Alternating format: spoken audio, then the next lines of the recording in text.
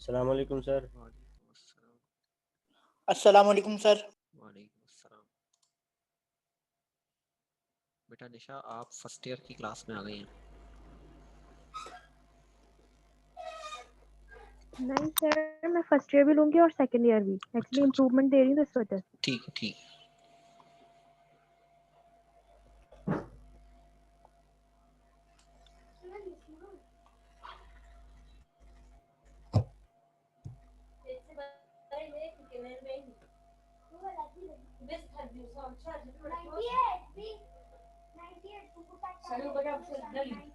बेटा शौकत, आपका माइक बंद कर लो।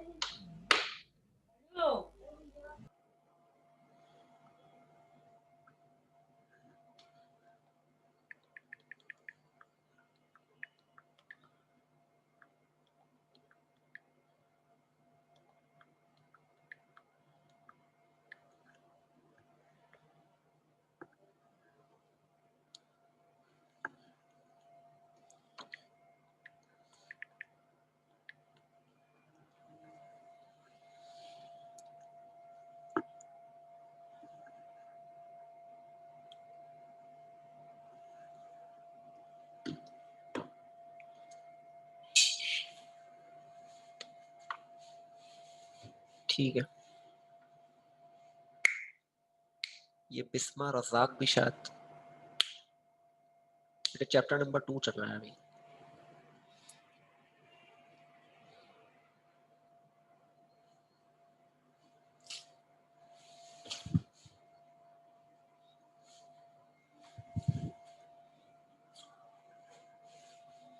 वालेकुम अस्सलाम। जी बेटे।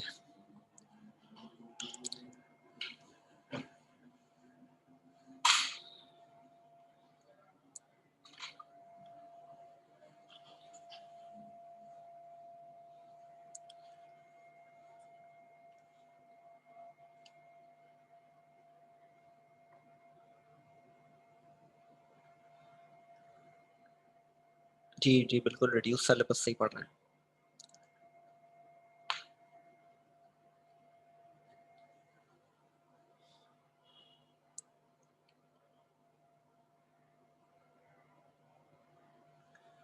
अच्छा जी, लास्ट क्लास का हम डिस्कस कर लेते पहले थे कि हमने लास्ट क्लास में क्या डिस्कस किया था। लास्ट क्लास में हमने जो है वो ग्राम्स लॉ ऑफ डिफ्यूजन पढ़ा था।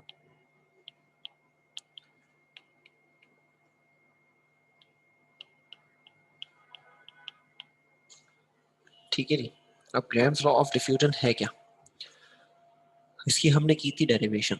हमने यहाँ पे दो फॉर्मूले ड्राइव किए थे कि R1 upon R2 is equals to under root D2 upon D1, और एक और फॉर्मूला हमने किया था ड्राइव इसका, वो किया था हमने R1 upon R2 is equals to under root M2 upon M1। यहाँ D क्या है, डेंसिटी, और यहाँ M क्या है, मॉलिक्यूलर मास। ठीक है जी। तो हमने ये दो फॉर्मूले ड्राइव किए थे पिछले हफ्ते लास्ट क्लास में, और उसके बाद फिर मैंने कहा था कि हम आगे न्यूमेरिकल्स करेंगे। अच्छा, न्यूमेरिकल करने के लिए हमारे पास जो है वो कंपैरिजन का होता है मामला, कि आपको जो है वो कंपैरिजन करना होता है कि कौन सी गैस फास्ट मूव कर रही है और कौन सी गैस नहीं। बेटा साजिद, डेरिवेशन तो पिछले हफ्ते की थी ना, मैं आपको दिखा दूंगा, आपको पिछले हफ्ते का काम ताकि आपके जहन में आ जाए। ये देखो, हमने यहाँ पे ग्राम्स लॉ ऑफ डिफ्यूजन शुरू किया था पिछले हफ्ते की क्लास में। ठीक है, फिर मैंने आप लोगों को बताई थी, स्टेटमेंट लिखवाई थी, फिर डेरिवेशन शुरू हुई थी, ये नहीं डेरिवेशन। ठीक है, फिर डेरिवेशन के बाद मैंने आप लोगों को इसका ये फॉर्मूला ये बनवाया था, और फिर मैंने यहाँ तक बात ख़त्म कर दी थी, और यहाँ फिर एमसीक्यूज की बात बताना शुरू की थी मैंने आप लोगों को। तो ये पिछली क्लास का काम था। आज की बात करते हैं। तो हमारे पास आज सर हमने आप ये रिकॉर्डेड लेक्चर मुझे भेज सकते हैं? जी जी बेटे, भेज दूंगा मैं। तो हमारे पास जो है वो अब आगे करने हैं हमें यहाँ पे न्यूमेरिकल्स, के भाई अब इन फॉर्मूले के न्यूमेरिकल्स क्या होंगे। तो आज हम शुरू करते हैं इनके न्यूमेरिकल्स से मुताल्लिक। तो सबसे पहले तो मैं आपके सामने यहाँ दो गैसेस लिख रहा हूँ। अच्छा जी, पहली गैस में लिख देता हूँ यहाँ पे NH3, और दूसरी गैस में लिख देता हूँ HCl। ये दो गैसेस हैं। अमोनिया और हाइड्रोक्लोरिक एसिड या हाइड्रोजन क्लोराइड दोनों कह सकते हैं। मुझे बता सकते हैं इनका मॉलिक्यूलर मास क्या होगा? Cl का एटॉमिक मास 35.5, नाइट्रोजन का 14 और हाइड्रोजन का 1। सर NH3 का 17 NH3 का 17 और हाइड्रोक्लोराइड का ये हाइड्रोजन 36.5। क्लोराइड का हो जाएगा 36.5। ठीक है भाई, अब बताओ इन दोनों में से का मास कम हमें नजर आ रहा है किसका है? अमोनिया का। ठीक है, नजर आ रहा है भाई कि अमोनिया का मास कम है, तो इसका मतलब ये है कि अमोनिया जो है वो फास्ट मूव करेगी। इसकी मैंने लास्ट टाइम भी आप लोगों को एग्जांपल यही दी थी कि भाई जो हमारे पास गैसेस जिनका, या मैंने इसकी एग्जांपल ऐसे भी दी थी कि भाई हमारे पास दो लोग हैं, एक का जो है वो मास ज्यादा है और एक का मास जो है वो कम है, तो जिसका मास ज्यादा है वो स्लो मूव करेगा और जिसका मास कम है वो फास्ट मूव करेगा। तो यहाँ पर भी ऐसा ही मामला है कि भाई जिसका मास कम है वो स्लो मूव करेगा, जिसका मास ज्यादा है वो फास्ट मूव करेगा। तो इसी तरह से अमोनिया जो है जिसका मास कम है, यानी वो दुबला पतला सा है, इसीलिए वो क्या करेगा, जल्दी जल्दी चलना शुरू कर देगा या फास्ट मूव करना शुरू कर देगा। और जिसका मास ज्यादा है यानी जो मोटा है, वो जो है स्लो मूव करना शुरू करेगा। यानी अगर इन दोनों के कंपैरिजन में देखूं तो अमोनिया जीत जाएगा, HCl हार जाएगा। तो अब हम इन फॉर्मूलों को अप्लाई करने के लिए क्या बात इस्तेमाल करें? तो ये हम एक कन्वेंशन बना लेते हैं, यानी हम ये बात फिक्स कर देते हैं कि भाई जिसका मास कम होगा उसे हमेशा R1 बनाएंगे और जिसका मास ज्यादा होगा उसे हमेशा R2 बनाएंगे। ठीक है, जिसका मास हमेशा कम होगा उसे हम क्या बनाएंगे, R1, और जिसका मास हमेशा ज्यादा होगा उसे क्या बना देंगे, R2। तो ऑटोमेटिकली जिसका जो R1 होगा तो उसका मास क्या हो जाएगा, M1, और जो R2 होगा उसका मास क्या हो जाएगा, M2। ऐसा है भाई। यानी अगर मैं यहाँ डेंसिटी भी गिवन करता तो यानी R1 की डेंसिटी, जैसे मैं अमोनिया की डेंसिटी ऐसे एग्जाम्पल के तौर पर ले लेता हूँ कि भाई इसकी डेंसिटी है 0.35 ग्राम पर डीएम क्यूब और इसकी जो है वो है 1.05 ग्राम्स पर डीएम क्यूब। अब मॉलिक्यूलर मास से हमने अंदाजा कर लिया कौन छोटा है कौन बड़ा है। ठीक है, अब हमारे पास R1 ये है तो ये क्या हो जाएगी, D1, और ये R2 है तो ये क्या हो जाएगी, D2। तो यानी जिसको हम 1 लेंगे उसको 1 किसको लेंगे, जिसका मास क्या होगा, कम होगा, उसे हम क्या कंसीडर करेंगे, 1 कंसीडर करेंगे, और जिसका मास ज्यादा होगा उसे हम क्या कंसीडर करेंगे, 2 कंसीडर करेंगे। तो हम इसको ही कंपैरिजन कर लेते हैं कि अमोनिया और HCl जो है हमारा, यानी अमोनिया और HCl को कंपैरिजन अगर हम कर दें तो हमारा फॉर्मूला लगना है R1/R2 is equals to under root M2/M1। यही है फॉर्मूला। अब हम क्या करें, M2 की जगह पे M2 की वैल्यू रखते हैं, M1 की जगह पे M1 की वैल्यू रखते हैं, यानी R1/R2 is equals to under root M2 हमारा था 36.5 और M1 हमारा है 17। जरा इसको अगर आप सॉल्व कर दें मुझे अंडर रूट के साथ तो मुझे जरा जवाब बताएं कि क्या होगा।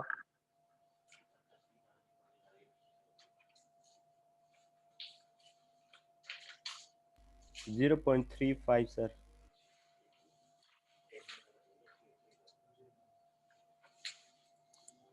1.46 आएगा अंडर रूट सॉल्व करने के बाद। R1/R2 जो है वो आएगा 1.46। जी सर यही है। ठीक है जी। अब इससे हमें पता क्या चला, हमें तो ये बात देखनी है कि भाई ये जो वैल्यू आई ये हमें क्या बात बता रही है। हमें ये बात बता रही है भाई कि ammonia moves 1.46 times faster than HCl। हमें ये बता रही है बात कि भाई अमोनिया जो है वो 1.46 टाइम्स फास्ट मूव करेगा किससे, HCl से। ठीक है भाई। अब आपके जहन में सवाल होगा कि क्या हम इस बात को उल्टा लिख सकते हैं कि HCl move 1.46 times lower than NH3, यानी इसी को मैं रिवर्स कर दूं तो क्या होगा?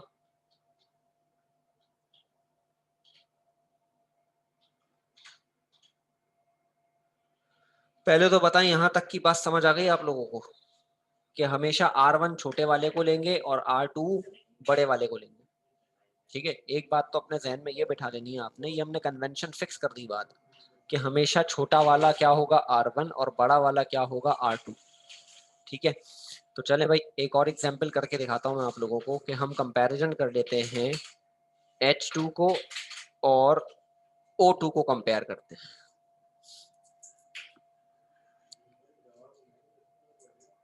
अच्छा जी, H2 को और O2 को कंपेयर करते हैं। चले भाई H2 और O2 में हमारे पास किसका मास ज्यादा होगा? ऑक्सीजन का जो मास है वो 16 है, ऑक्सीजन का मास 16 है और हाइड्रोजन का 1 है। ठीक है जी,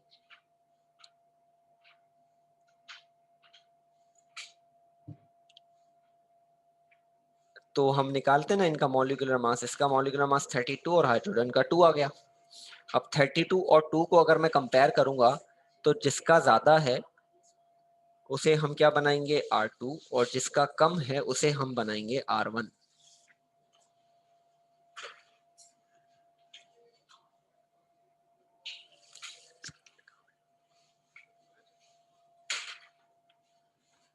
है ना भाई, ऐसा ही है, जिसका मास कम है उसे हम बना देंगे R1 और जिसका मास ज्यादा है उसे हम बना देंगे R2।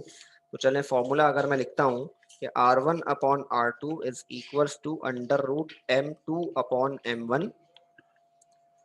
ठीक है भाई, तो ऊपर हो जाएगा 32, नीचे हो जाएगा 2, अंडर रूट लेना है इसका,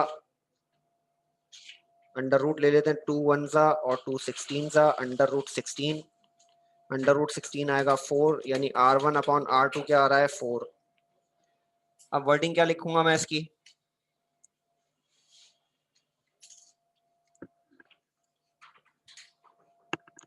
इसकी वर्डिंग क्या आएगी भाई? इसकी वर्डिंग आएगी कि H2 moves 4 times faster than O2, यानी H2 जो है वो क्या करेगा, 4 गुना ज्यादा मूव करेगा किससे? O2 से।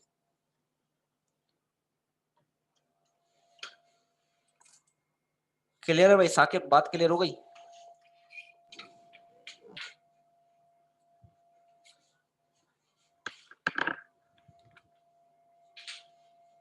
सर ये शुरू से समझा रहे शुरू से ही तो समझाया था ये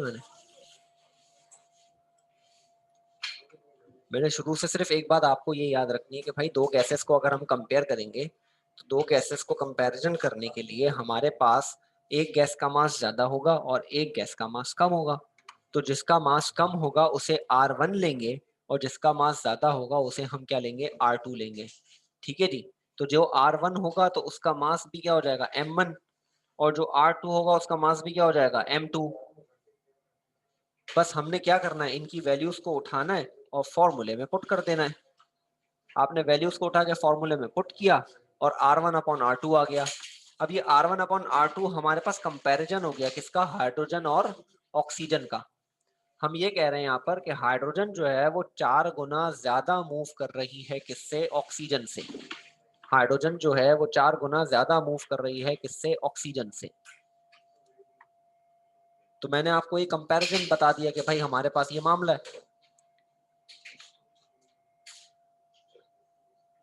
कॉपी करो जरा इसको, ऐसे ही एक अपने पास एग्जाम्पल के तौर पे कॉपी करो। मैं इनके बाकायदा आप लोगों को सवाल लिखवाता हूँ कि इनके सवाल किस तरीके से आते हैं पेपर में।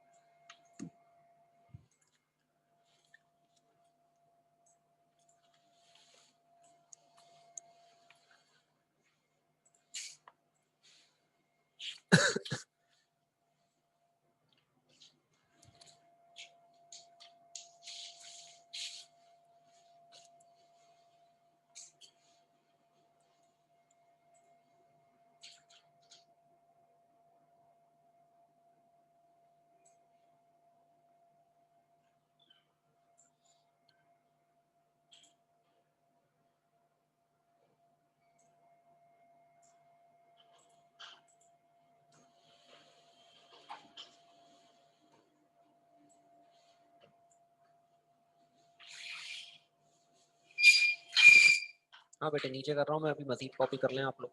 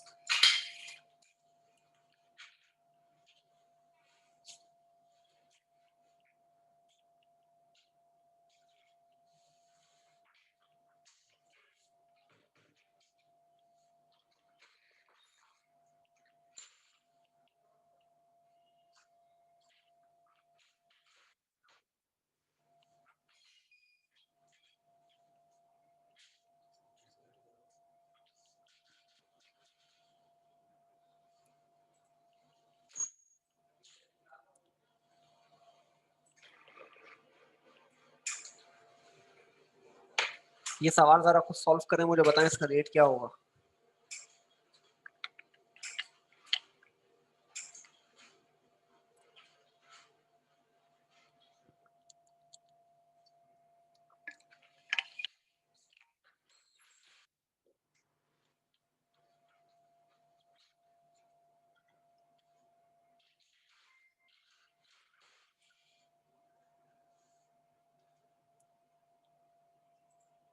सर 4 आंसर आएगा, 4।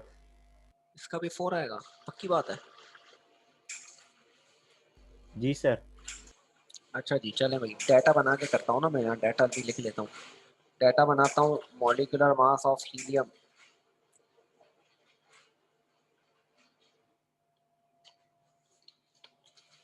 कितना हो जाएगा 4।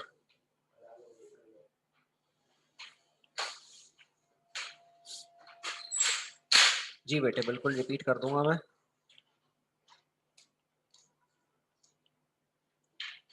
मॉलिक्यूलर मास ऑफ SO2 कितना होगा भाई?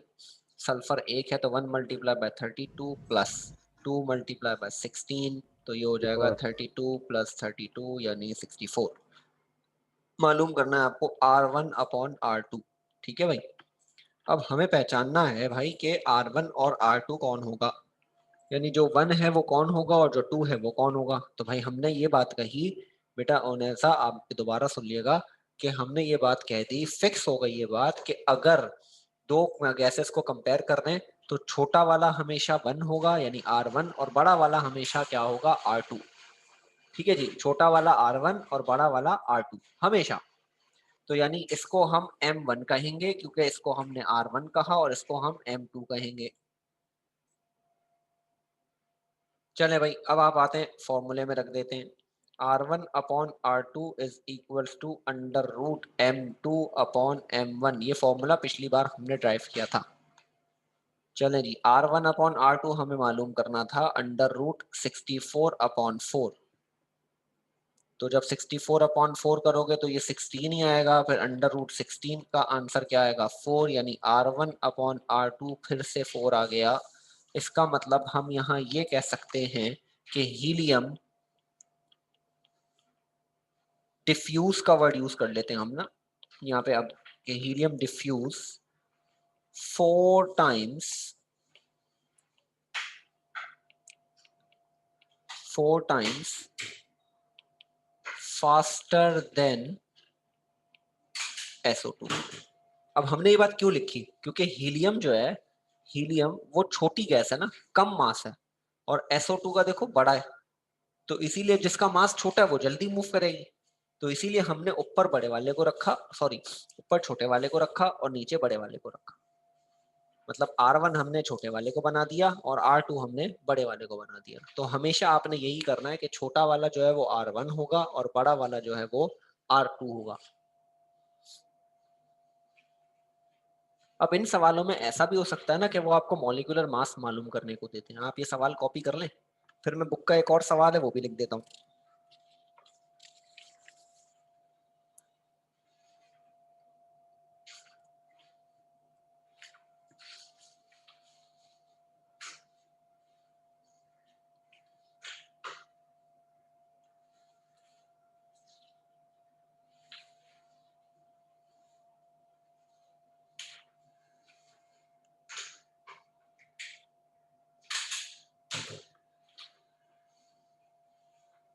बेटा पीडीएफ का लिंक तो नहीं, मैं पीडीएफ की पूरी फाइल सेंड कर देता हूँ हर क्लास के आखिर में। अगर अभी किसी ने नहीं लिखा है तो मैं अभी स्क्रीनशॉट ले दूंगा और वो सेंड कर दूंगा।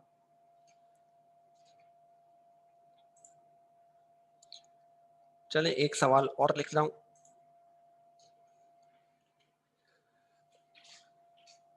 ये पेज नंबर हमारे 47 पर है। अच्छा जी, the ratio of the rate of diffusion of two gases A and B is 1.5:1.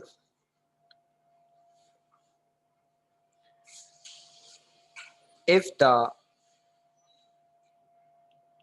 relative molecular mass of gas A is 16, find the molecular mass of gas B.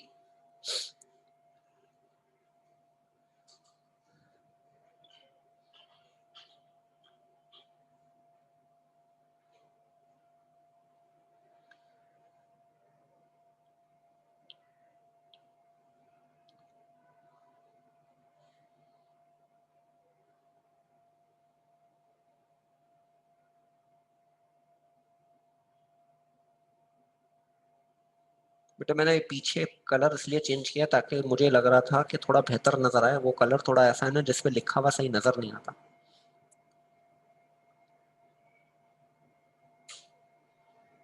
यहाँ R1 और R2 question दिया समझ हुआ नहीं है। आया, हाँ जी, question समझ नहीं आया। हाँ हाँ बेटे अभी तो मैं समझा रहा हूँ, अभी तो सिर्फ लिखा है मैंने।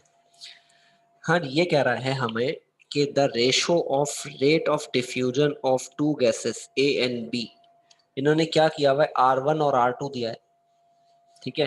अच्छा अब ये बात कैसे पता चलेगी कि कौन R1 और कौन R2 है? अभी तो भाई कुछ भी नहीं पता हमें, तो हम क्या करेंगे, ये A है तो A का रेशो ये हो जाएगा और B का जो है वो ये हो जाएगा,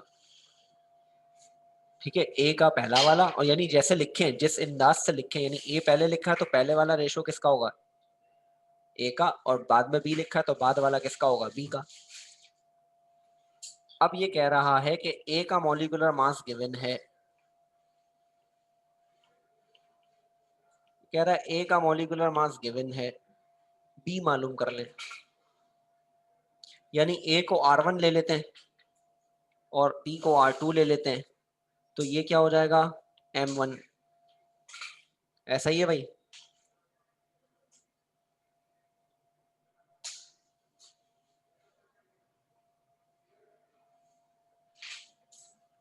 हाँ भाई ऐसा ही है।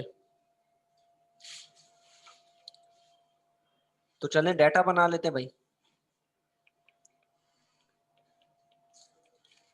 डाटा बना लेते हैं। हमें R1 कितना दिया हुआ है 1.5, R2 कितना दिया हुआ है 1, M1 कितना दिया हुआ है 16, मालूम हमें क्या करना है M2। हमें बातें पता कैसे चली, सवाल में लिखा है, उन्होंने कह दिया कि ये क्या दिया हुआ है, ये दिया हुआ है rate of diffusion of two gases A and B, ठीक है जी, rate of diffusion of two gases A and B जो कितना है 1.5 और 1, पहले वाले का पहला और दूसरे वाले का दूसरा।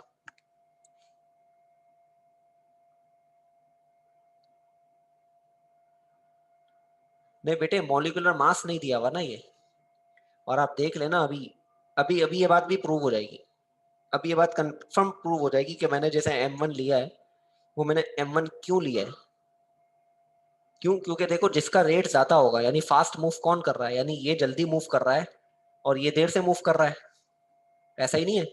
यानी एक गैस है, अगर एक गैस या एक बंदा या दो बंदों को मैं कंपेयर करूं कि भाई एक वक्त में एक बंदा 1.5 किलोमीटर चल रहा है और दूसरा बंदा उसी वक्त में 1 किलोमीटर चल रहा है, तो भाई तेज कौन चल रहा है, जो 1.5 किलोमीटर चल रहा है।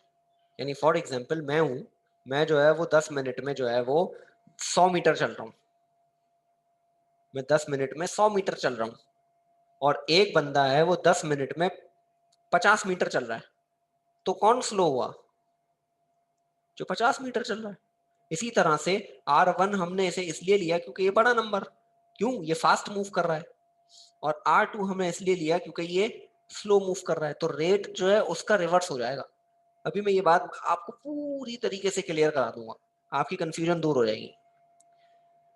हाँ जी, यहाँ पे आ जाते हैं हम सॉल्यूशन। हमारे पास फॉर्मूला क्या है, R1 upon R2 is equals to under root M2 upon M1। R1 1.5 और R2 1, M2 मालूम करना है, M1 है 16। अंडर रूट को खत्म करना हो तो क्या करेंगे, स्क्वायरिंग ऑन बोथ साइड,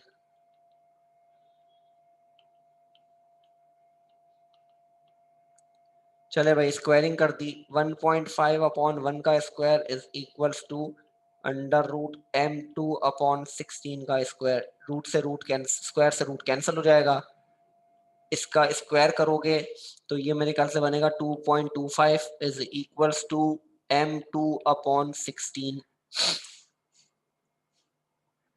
अब ये यहाँ डिवाइड हो रहा है, यहाँ जाके क्या हो जाएगा मल्टीप्लाई, हम कर देते हैं भाई, 2.25 multiply by 16 is equals to M2, M2 बराबर आएगा किसके 36 के। अब बेटा बिस्मा देखो कि M2 बड़ा नहीं आया,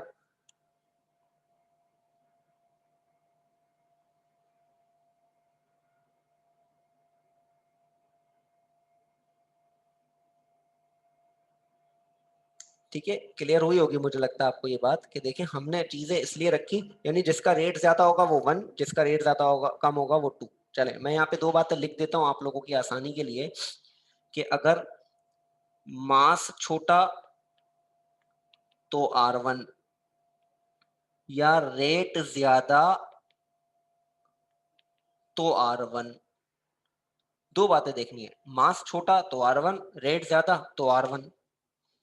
और दूसरी बात क्या है, मास ज्यादा तो R2, रेट कम तो R2। ये दो बातें अगर आप लोगों ने याद रख ली, ठीक है, ये दो बातें याद रख ली तो काम आसान हो गया, तो काम क्या हो जाएगा हमारा, बहुत आसान हो जाएगा। तो मैंने इसीलिए ये बात उर्दू में लिख दी भाई यहाँ पे, ताकि आप लोगों को समझने में आसानी रहे।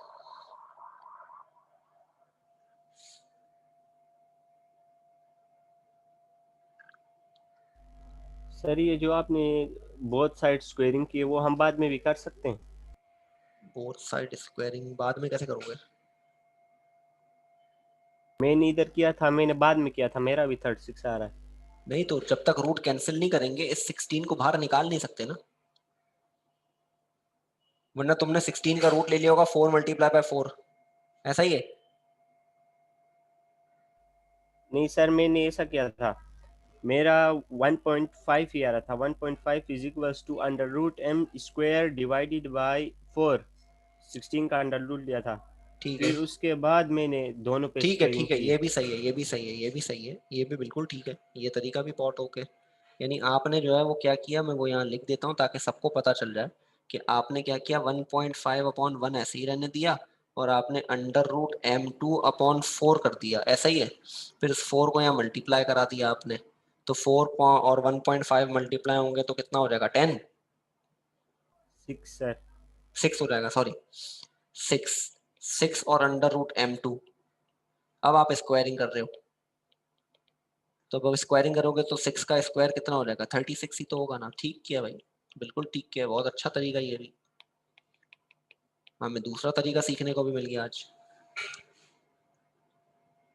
सर R2 हमारे पास 1 है तो M2 हमारे पास 36 आया, जी लेकिन जब R1 1.5 है तो ये तो ज्यादा है ना R1। हाँ जी, तो वही तो, यानी R1 की वैल्यू ज्यादा है, इसका मतलब वो जल्दी मूव कर रहा है, वो जल्दी मूव इसलिए कर रहा है कि उसका मास कम है। अच्छा। ठीक है, तो इसीलिए यहाँ ये वाली बात को देखे ना, कि मैंने क्या लिखा है, अगर मास छोटा होगा तो रेट ज्यादा होगा। तो आपकी बात यहाँ हम यहाँ प्रूफ भी करते हैं कि अगर मास 16 था तो रेट 1.5 था, मास 36 हुआ तो रेट 1 हो गया।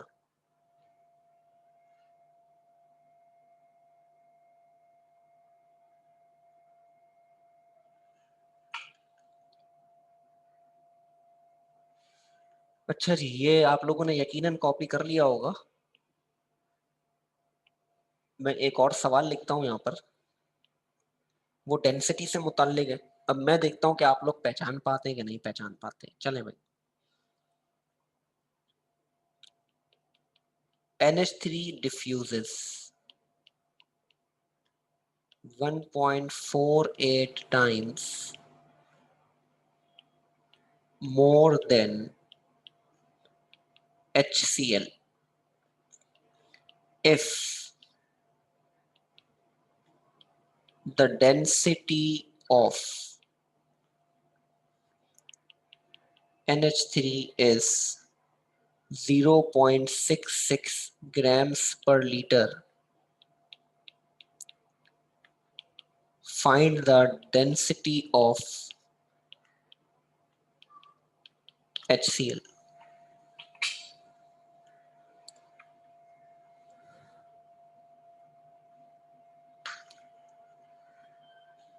सर ये सवाल होमवर्क है? नहीं नहीं, अभी करेंगे भाई, टाइम है अभी हमारे पास, 6 मिनट है।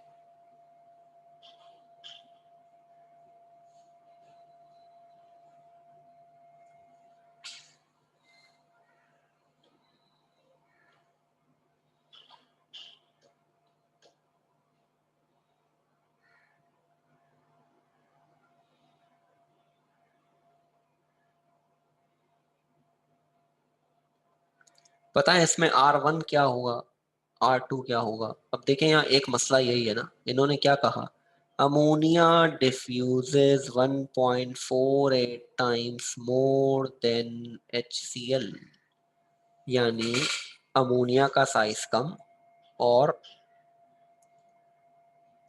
रेट ज्यादा। HCl का ज्यादा। ठीक है भाई, यानी ये हो जाएगी हमारी R1 और ये हो जाएगी हमारी R2। तो डाटा में आप देखें कि सिर्फ एक ही रेट दिया हुआ है, कौन सा, 1.48।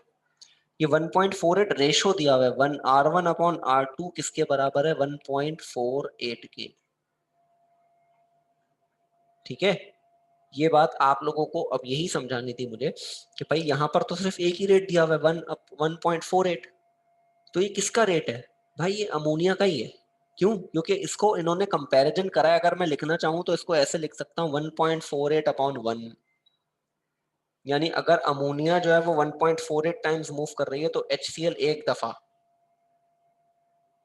ये फर्क है इनका। तो 1 की कोई वैल्यू नहीं होती ना, इसीलिए हम यहाँ 1 लिखते नहीं है। 1 की कोई वैल्यू नहीं है भाई, नीचे लिखूं, बराबर में लिखूं, कुछ भी करूं, मैं स्क्वायर करूं, कुछ भी करूं, 1 ही रहना है उसने। तो R1/R2 इज इक्वल्स टू क्या दिया हुआ है, 1.48। अब ये बताओ D1 क्या होगा, D1 मालूम करना है हमें, D2 मालूम करना है हमें?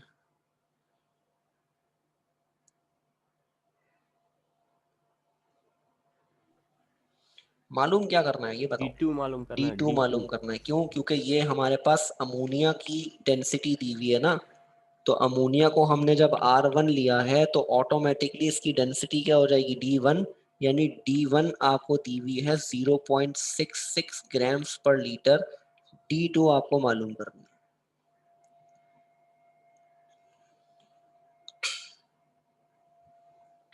चले भाई सॉल्व करते हैं। R1 upon R2 is equals to under root D2 upon D1। R1 upon R2 कितना दिया हुआ है 1.48 is equals to under root D2 आपको मालूम करना है, और नीचे क्या आ गया 0.66। अच्छा जी, स्क्वायरिंग अब यहाँ पहले करनी पड़ेगी।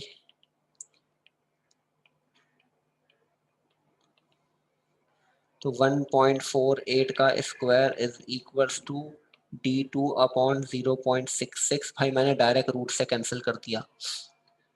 बेटे डेंसिटी का यूनिट क्या होता है, मास अपॉन वॉल्यूम, यानी ग्राम्स पर लीटर या ग्राम्स पर डीएम क्यूब, एक ही बात होती है। और सवाल में दिया हुआ है ना यूनिट, देखे ना सवाल में यूनिट भी तो दिया हुआ है। अच्छा जी 1.48, और ये जब यहाँ डिवाइड हो रहा है, यहाँ जाके मल्टीप्लाई हो जाएगा, तो 1.48 का स्क्वायर मल्टीप्लाई बाय 0.66 बराबर हो जाएगा D2 के। तो D2 की वैल्यू क्या आएगी जरा मुझे बता दें। 1.44। 1.44 ग्राम्स पर लीटर। अब आप देखें ज्यादा आई ना डेंसिटी, अगर हम देखें तो जिसका मास कम होगा उसकी डेंसिटी भी कम होनी चाहिए थी, और कम थी, और जिसका मास ज्यादा उसकी डेंसिटी ज्यादा होनी चाहिए थी, तो डेंसिटी भी ज्यादा आई।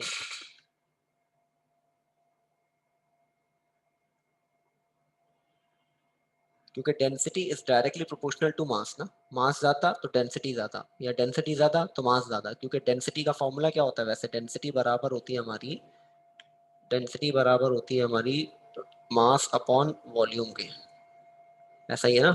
तो इसीलिए इसका डायरेक्ट रिलेशन है ना मास से, तो अगर डेंसिटी ज्यादा होगी तो मास ज्यादा होगा। तो हमने कंपैरिजन भी करके देख लिया कि भाई हाँ, जिसका मास कम था उसकी डेंसिटी कम है, जिसका मास ज्यादा था उसकी डेंसिटी ज्यादा है। ठीक है भाई, 1 मिनट रह गया है क्लास खत्म होने में, अगर किसी का कोई सवाल तो वो पूछ ले। सर ये रिपीट समझा है सर। कौन सा? सर नेट सर ये शुरू से। भाई 1 मिनट रह गया है, ठीक है, 1 मिनट में जितना हो जाएगा वो मैं समझा दूंगा, ठीक है। यस मैंने कहा कि भाई जिसकी डेंसिटी ज्यादा होगी ना उसका मास भी ज्यादा होगा। क्यों? क्योंकि डेंसिटी डायरेक्टली प्रोपोर्शनल है किसके, मास से। ये देखो ना, तो जिसका मास ज्यादा होगा उसकी डेंसिटी ज्यादा होगी। यानी हम देखें ना R1 हमने इसलिए लिया था कि उसकी डेंसिटी कम थी, क्यों, इसका मास कम है। और हमने इसको D2 इसलिए लिया क्योंकि इसका मास ज्यादा था, तो इसकी डेंसिटी भी ज्यादा आनी चाहिए थी। तो देख लो ना 0.66 से ज्यादा आ रही है डेंसिटी, इसका मतलब हमने सवाल सही किया है। मकसद ये था बताने का कि भाई हमने सवाल में वैल्यूज जहां जिसको जो पुट करना चाहिए था वो सही पुट किया है। ये कंफर्मेशन हो गई हमारी कि हमने सही किया है या नहीं किया। ठीक है, सर ये अभी फॉर्मूला है ना R1 R square. R1 upon R2 is equal to D2 upon D1। ये फॉर्मूला हमने ड्राइव यस किया सर। था, हाँ जी ड्राइव किया था हमने। ठीक है भाई, तो इंशाल्लाह कल आगे मजीद इसके न्यूमेरिकल्स करने, वो थोड़े से और जो है वो थोड़े से कॉम्प्लिकेटेड है। इंशाल्लाह कल वो हम शुरू करेंगे, और इंशाल्लाह वो कल ही खत्म करेंगे। फिर हमारा चैप्टर का 2 का गैसेस का टॉपिक खत्म हो जाएगा, लिक्विड शुरू हो जाएगा।